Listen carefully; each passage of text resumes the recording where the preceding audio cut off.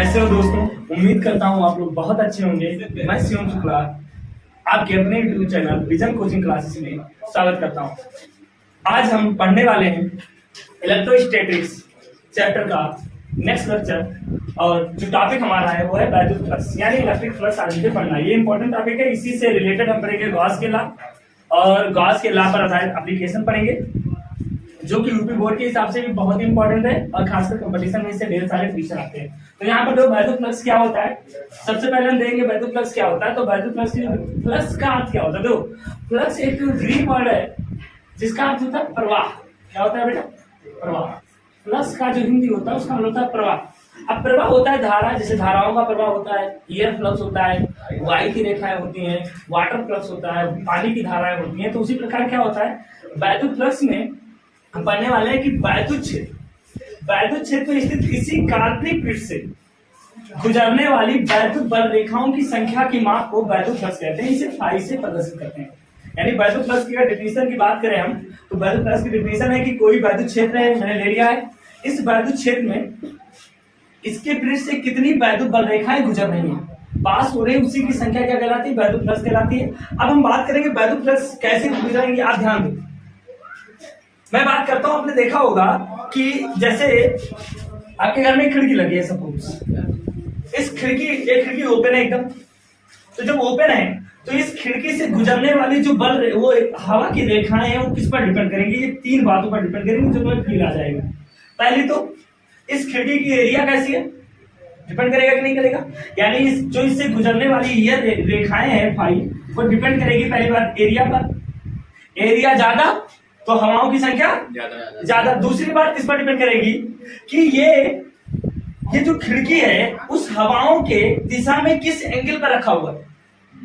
ये खिड़की हवाओं की दिशा में किस एंगल पर रखा हुआ। अब हवा ऐसे आ रही, आपने हवा ऐसे आया और आपने खिड़की को ऐसे रख दिया, ये हवा आ रही है और खिड़की आपकी ऐसी है, तो इस समय ज्यादा हवा रेखाएं गुजरेंगी इससे।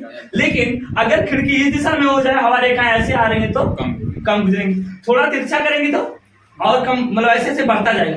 इसका मतलब यहाँ एक चीज प्रूफ होता है कि पहले तो क्षेत्रफल हो गया, दूसरा ये है कि क्षेत्रफल ये है और जो इसकी ई है इसके बीच में एंगल क्या है, यानी जो फाई है वो डिपेंड कर रहा है थीटा पर। तीसरी बात क्या होती है? तीसरी बात है कितना तीव्र है, हवाएं कितना तेजी, सघन कितनी है, यानी इनकी इंटेंसिटी कितनी है, यानी इसकी तीव्रता पर भी निर्भर करता है। तो ये आपको फील हो गया होगा, जैसा आप देख भी सकते हो, आप इस बात को महसूस कर सकते हो कि हवाओं की संख्या किस पर डिपेंड करती है। अब एक कूलर लगा, कूलर के ऊपर बैठ जाओ, हवा लगेगी? बैठे रहोगे तो मुझे हवा ही नहीं लगती। तो उसकी दिशा है ना, एक पार्टिकुलर दिशा में लग रहा है। अब यहाँ पर देखो, इस वेक्टर ई का दो घटक होगा, एक लंबवत घटक होगा और एक क्या होगा बेटा? अच्छी घटक। लेकिन ये बताओ, क्या ऊपर से वैद्युत फ्लक्स गुजरेगा? नहीं गुजरेगा ना, तो लंबवत घटक क्या हो गया? कैंसिल हो गया। यानी इस पृष्ठ से जो गुजरने वाला वैद्युत फ्लक्स है वो पहली बार डिपेंड कर रहा है कि इसका क्षेत्रफल कितना है, और दूसरा इस क्षेत्रफल और ई के बीच में एंगल कितना है। समझ गए ना? तो ये इसका कौन सा घटक है? अच्छी घटक है। कौन सा घटक है बेटा? अच्छे घटक है। तो यहां से अगर हम फार्मूला बनाए इसका, तो हम कह देंगे कि पृष्ठ से निर्गत वैद्युत फ्लक्स कितना होगा बेटा? पृष्ठ से निर्गत वैद्युत फ्लक्स कितना होगा? वैद्युत फ्लक्स फाई प्रोपोर्शनल होगा, पहली बात एरिया के, पहला पॉइंट। दूसरा फाई प्रोपोर्शनल होगा ई कॉस थीटा की, इसके अक्षीय घटक के प्रोपोर्शनल। अक्षीय घटक है, अगर इन दोनों को हम मिलाते हैं तो फाई बराबर हम लिखते हैं ई कॉस थीटा इंटू, यानी इसको शॉर्ट फॉर्म में अगर हम लिखें तो इसको लिख सकते हैं फाई बराबर ई ए कॉस थीटा। समझ गए ना? यानी फाई ई बराबर क्या हो गया बेटा? ई ए कॉस थीटा। अब बात ध्यान दो, हमारा ये तो हमारा जान तो कैसा है, किसी समतल पृष्ठ के लिए, ये पृष्ठ में समतल है, प्लेन है, ठीक है। इससे गुजरने वाले के लिए हमने ये देख लिया कि फाई बराबर ई ए कॉस थीटा। अब इसी को अगर हम वेक्टर फॉर्म में लिखें तो डॉट प्रोडक्ट में, तो फाई बराबर हो जाएगा वेक्टर ई डॉट ए। अच्छा वेक्टर ये क्या होता है? वेक्टर ये होता है सदिश, क्षेत्रफल सदिश होता है, यानी क्षेत्रफल वेक्टर होता है, एरिया वेक्टर। और क्षेत्रफल वेक्टर की खासियत क्या होती है? ये हमेशा पृष्ठ के क्या होता है? लंबवत होता है। पृष्ठ के क्या होता है? जहां क्या है, जहां लिख लो, जहां ये जो है ये हमारा है क्षेत्रफल सदिश। क्या है बेटा? क्षेत्रफल सदिश। और क्षेत्रफल सदिश हमेशा क्या होता है बेटा? पृष्ठ के, इसकी दिशा क्या होती है? इसकी दिशा सदैव, याद रखना, इसकी दिशा सदैव क्या होती है बेटा? पृष्ठ के क्या होती है बेटा? पृष्ठ के लंबवत होती है। समझ गए ना? तो अब आपको ये समझ में आ गया होगा कि सर फाई बराबर ई डॉट ए, और ये अदिश राशि है, क्योंकि किसी भी चीज का मात्रक तो अदिश राशि होगा। ये तो परिमाण बताता है, फाई सिर्फ इतना बताता है कि कितनी रेखाएं पास हो रही हैं। पैदल फ्लक्स में कितनी, मतलब किसी पृष्ठ से कितनी रेखाएं पास हो रही हैं। ये काल्पनिक रेखाएं, ये भी काल्पनिक, पृष्ठ भी काल्पनिक। लेकिन हाँ ये बताता है कि जितना ज्यादा पास होंगी उतना ज्यादा क्या होगा बेटा? वैद्युत फ्लक्स होगा। तो वैद्युत फ्लक्स, इसको नोट करो, आप लोग नोट करो। इस पृष्ठ से वैद्युत बल रेखा निकल रही है। तो मैंने छोटा खंड ले लिया, इस खंड से कितना निकल रही है? मैंने मान लिया कि ये छोटा एरिया है, डेल्टा ए है। क्या है बेटा? डेल्टा ए है। अब हम करेंगे इससे निकलने वाला, तो क्षेत्रफल आवे डीए से निर्गत वैद्युत फ्लक्स डी फाई बराबर हो जाए ईडीए का थीटा। अगर हमें छोटा पता चल जाए, यहाँ पर जो डीए है बेटा, ये डीए टेंड्स टू 0 यानी बहुत कम है, डीए का मान बहुत कम है। तो हमें पूरे का अगर निकालना होगा तो हम कर देते समाकलन। क्या कर देते बेटा? समाकलन। तो कुल निर्गत वैद्युत फ्लक्स क्या हो जाएगा? डी फाई का समाकलन कर दो, ये वैल्यू रखो, तो ये आ गया आपका एक फार्मूला और आ गया। फाई बराबर क्या हो गया? इंटीग्रेशन ई डॉट डी हो जाएगा। ठीक है, इतना नोट कर लो। वैद्युत फ्लक्स का मात्रा क्या होगा बताओ?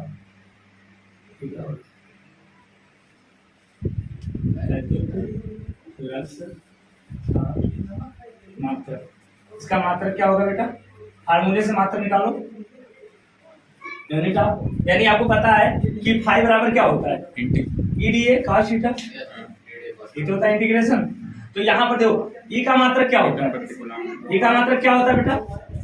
न्यूटन प्रति कूलम और इनटू मीटर स्क्वायर, यानी इसका मात्रक क्या हो जाता है? न्यूटन मीटर स्क्वायर पर कूलम। या एक और मात्रक होता है वोल्ट मीटर। क्या होता है? अब अभी ये कैसे आया? तो वोल्ट मीटर निकालने के लिए क्या होगा? न्यूटन मीटर को क्या कहते हैं? जूल। न्यूटन मीटर एक और हो जाएगा जूल प्रति कूलम, जूल मीटर प्रति कूलम पर कूलम। और एक और इसका मात्रक हो जाएगा ओल्ट। जूल पर कूलम को क्या कहते हैं? ओल्ट कहते हैं, ओल्ट मीटर। यानी ये 3 मात्रक इसके होते हैं। ठीक है वैद्युत फ्लक्स के। और ये क्या है? ये एक अदिश राशि है। क्या है बेटा? यह एक अदिश राशि है। अदिश राशि यह क्या बेटा? अदिश राशि है। अच्छा ये बताओ, अगर आवेश का परिमाण ज्यादा होगा तो बल रेखाओं की संख्या ज्यादा होगी, और जब बल रेखाओं की संख्या ज्यादा होगी तो क्या होगा? निर्गत वैद्युत फ्लक्स की संख्या ज्यादा होगी। यानी आवेश का मान बढ़ाने पर वैद्युत फ्लक्स का मान बढ़ जाता है। ये बात आप नोट करके लिख लो। यानी मेन बहुत अच्छा है वैद्युत फ्लक्स का, जो मेन बात है यही है, आवेश का परिमाण बढ़ाने पर, आवेश का परिमाण बढ़ाने पर वैद्युत फ्लक्स क्या हो जाता है बेटा? वैद्युत फ्लक्स बढ़ जाता है। आवेश का मान बढ़ाने पर क्या होता है? वैद्युत फ्लक्स बढ़ जाता है। ये बात आपको ध्यान देनी है। अब एक चीज और है, हम पढ़ेंगे कि आवेशों का वितरण। क्या पढ़ेंगे बेटा? आवेशों का वितरण। इतना नोट करो, पास करके। रेखीय मतलब रेखीय शब्द होता है कोई ऐसा वायर, ऐसा चालक जो रेखीय हो, तार ही हो सकता है। इसकी अपनी लंबाई होगी। मैंने एक अनंत लंबाई का तार ले लिया है।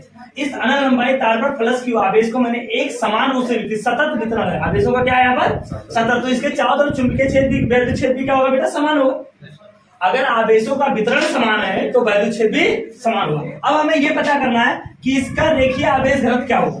तो एल लंबाई में वितरित रेखीय आवेश घनत्व निकालेंगे तो इस तार का रेखीय आवेश घनत्व कितना होगा बेटा? रेखीय आवेश घनत्व, तार का रेखीय आवेश घनत्व लैम्डा बराबर आ जाएगा क्यू बाई एल।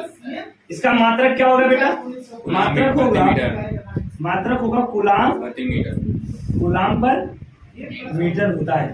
हमेशा याद रखो, रेखीय आवेश घनत्व कब लगाते हैं? जब अनंत लंबाई का कोई रेखिक चालक हो तो उसका हम आवेश निकालने के लिए हमेशा रेखीय आवेश घनत्व का प्रयोग करते हैं। इसको नोट करो, हम लोग इसको नोट करो। यानी मैंने एक पृष्ठ ले लिया है, ये हमारा कोई पृष्ठ है। इस पृष्ठ पर प्लस क्यू आवेश क्या है बेटा? प्लस क्यू आवेश एक समान रूप से वितरित है। अब मैं मान लेता हूं कि इसका एरिया ही है, एरिया इसका जो कुल आवेश है वो क्या है बेटा? क्यू है। तो हम मान लिए, तो यहां से हम मानेंगे तो ए क्षेत्रफल वाले पृष्ठ का पृष्ठीय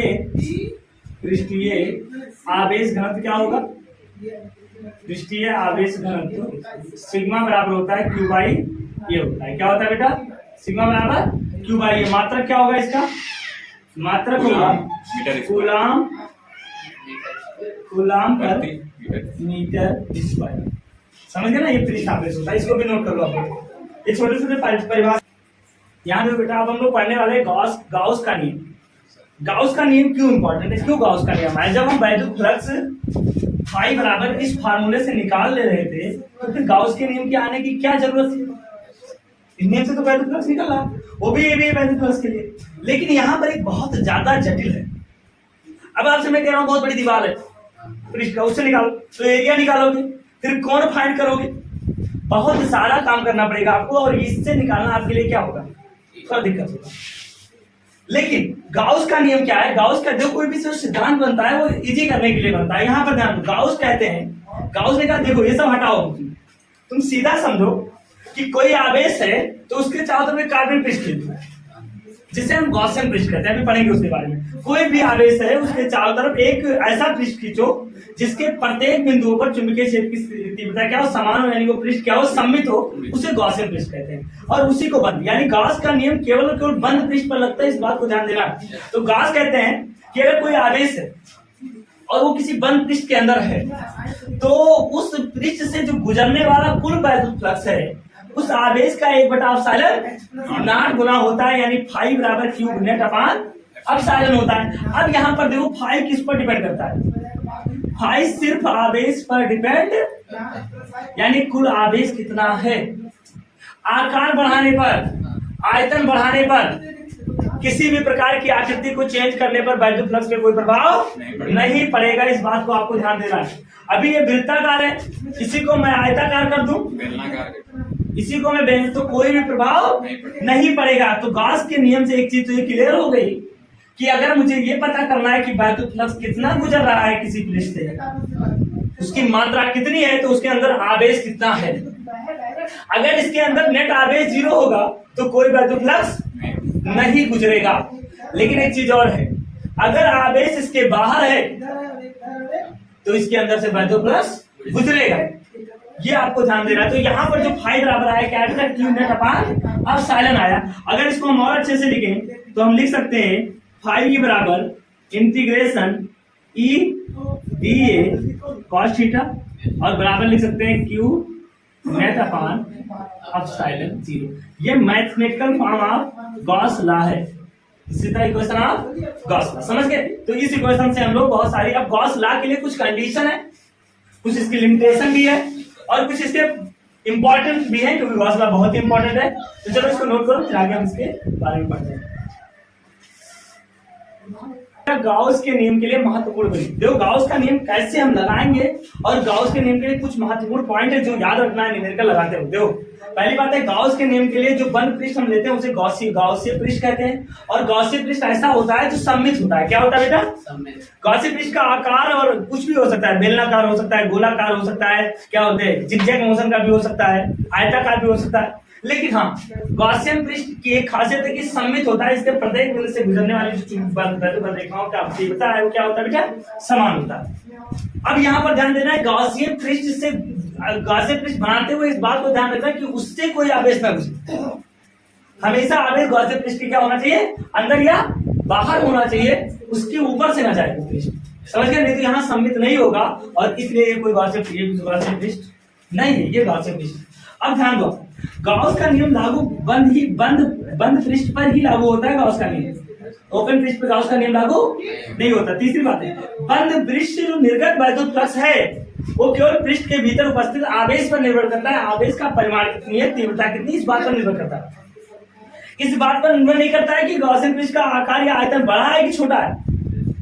इस बात पर निर्भर कभी नहीं करता है। वैद्युत फ्लक्स का मान नियत होता है अगर आवेश के परिवर्तन में, आवेश के मान में कोई परिवर्तन नहीं होगा। ऐसे क्वेश्चन आता है कि एक घनाकार गॉसियन पृष्ठ है जिसके कोर की लंबाई 10 सेंटीमीटर है, उसमें एक उससे गुजरने वाला जो वैद्युत फ्लक्स है वो 10 मान लो 10 है। अब कह रहा है कि उसका जो कोर की लंबाई है उसको मैंने 10 गुना बढ़ा दिया, तो क्या कितना गुजरेगा, तो भी वही गुजरेगा। अब मैं बताता हूं कैसे। देखो मैं चित्र से तुमको फिर दिखाता हूं। जैसे मैंने एक घनाकार ले लिया, ये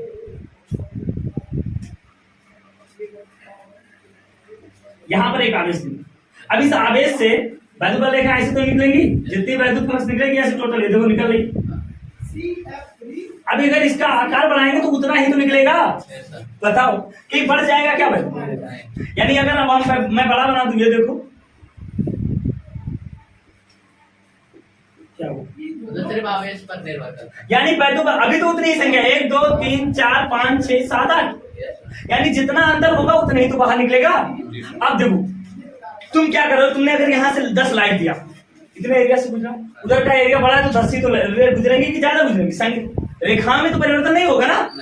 तो ये बात बंद पृष्ठ के लिए है। हाँ, अगर इसके फलक की बात करेंगे तब बदल जाएगा फलक। जैसे मैंने कहा कि अगर गॉसियन ये क्या होता है, घन से फाई गुजरता है तो इसके एक फलक से कितना हो जाए, 5/6 हो जाए। इस बार ऐसे भी सवाल आपको बताएंगे तो अब आपको समझ में आ गया होगा कि जो वैद्युत फ्लक्स निर्गत होता है वो आकार और आकृति पर डिपेंड नहीं करता है, केवल आवेश पर डिपेंड करता है। ठीक है, इतना नोट कर लो आप। जो गाउस के नियम की उत्पत्ति है हमें प्रूफ देना है कि गाउस का नियम क्या सच में है, तो हर सिद्धांत के पास एक प्रूफ देना पड़ता है। यहाँ पर मैंने एक बहुत ही सिंपल वे लिया है, कई तरीके से आप गाउस के नियम को प्रूफ कर सकते हो, लेकिन ये बहुत ही इजी है। मैंने क्या लिया, आर त्रिज्या का एक गोला लिया है और इस गोले के केंद्र पर मैंने प्लस क्यू आवेश को क्या रख दिया है, रख दिया।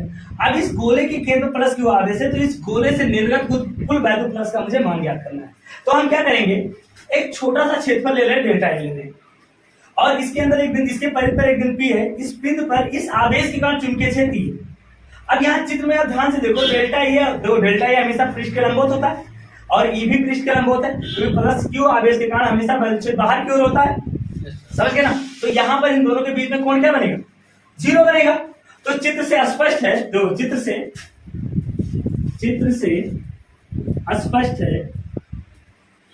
स्पष्ट है कि डेल्टा ए व वेक्टर टी के बीच कोण कितना आएगा, कोण 0 है। समझ गया ना?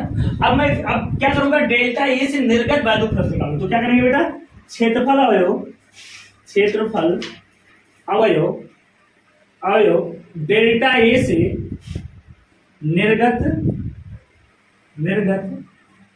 वैद्युत फ्लक्स, हम क्षेत्रफल अवयव डेल्टा ए से निर्गत वैद्युत फ्लक्स निकालेंगे। तो वैद्युत फ्लक्स कितना आ जाएगा इससे निकालेंगे, तो यहां से देखो फाई डी फाई हो जाएगा। क्या हो जाएगा बेटा, डी फाई बराबर आ जाएगा ई डी ए cos 0। और cos 0 का मान क्या होता है, एक होता है। तो यहां से डी फाई कितना आ गया बेटा, ई डी, ये आ गया कि नहीं आ गया? अब यहां पर देखो हम जानते हैं ई बराबर क्या होता है, हम जानते हैं, अभी नहीं लिखेंगे, रुक जाओ। यहां से डी फाई बराबर आ गया। अब यहां ध्यान दो, अभी और लिख लो डी फाई। अब हम करेंगे कुल पृष्ठ से, देखो थोड़े से निकल आए, अगर हम पूरे संपूर्ण पृष्ठ निकालें तो सबका इंटीग्रेशन कर देंगे, तो छोटे छोटे खंड है कि नहीं है, पूरा परिध आ जाएगा कि नहीं आ जाएगा? तो हम पूरे पृष्ठ निकालने के लिए क्या करेंगे, सबका इंटीग्रेशन कर देंगे। तो यहां से देखो क्या हो जाएगा, अतः संपूर्ण पृष्ठ से निर्गत वैद्युत फ्लक्स कितना होगा, संपूर्ण पृष्ठ से निर्गत वैद्युत फ्लक्स। बात करेंगे कि संपूर्ण पृष्ठ से कितना वैद्युत फ्लक्स निकलेगा। तो संपूर्ण पृष्ठ के लिए क्या हो जाएगा बेटा, फाई बराबर आ जाएगा, फाई नेट बराबर इंटीग्रेशन डी फाई। अब यहाँ पर डी फाई का वैल्यू उठा के रख दो, तो फाई नेट बराबर क्या आ गया, इंटीग्रेशन डी फाई।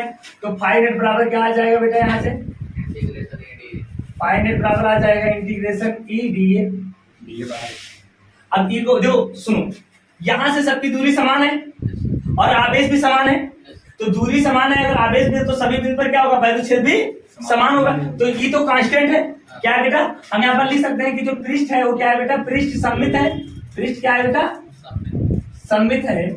और जब पृष्ठ सममित है तो क्या हो जाएगा, तो ये क्या होगा, ये नियत होगा। कहां पर नियत है, परिधि के प्रत्येक बिंदु पर। क्या होगा बेटा, प्रत्येक बिंदु पर ई का मान क्या होगा, नियत होगा। अब जब ई का मान नियत होगा तो ई को बाहर करेंगे तो फाई बराबर क्या आ जाएगा बेटा, फाई बराबर आ जाएगा, इधर ध्यान दो, फाई बराबर आ जाएगा इंटीग्रेशन ई बाहर हो जाएगा और यहां से आ जाएगा डी ए।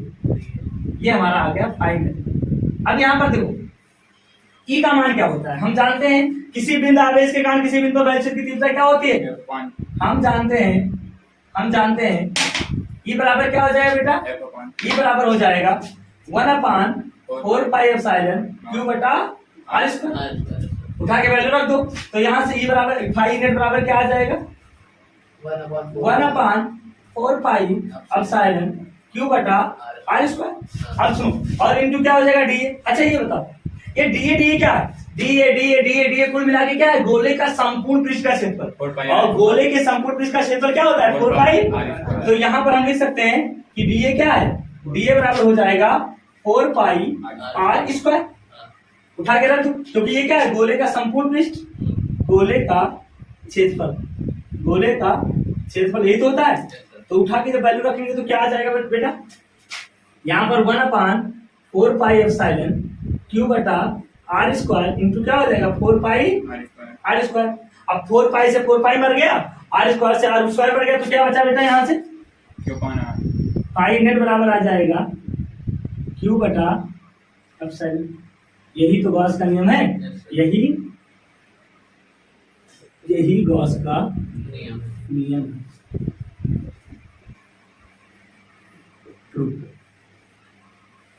बहुत आसान वे में आप लोग इसको प्रूव कर लेना, ठीक है। उम्मीद करता हूं आप लोगों को बहुत अच्छे से समझ में आया होगा। और इसको एक बार, मेरा एडवाइस है कि एक बार घर पे जाके रिवीजन करना और इस पर रिलेटेड क्वेश्चन लगाना। और आगे के लिए नेक्स्ट टॉपिक हमारा होगा application of Gauss law. All the best.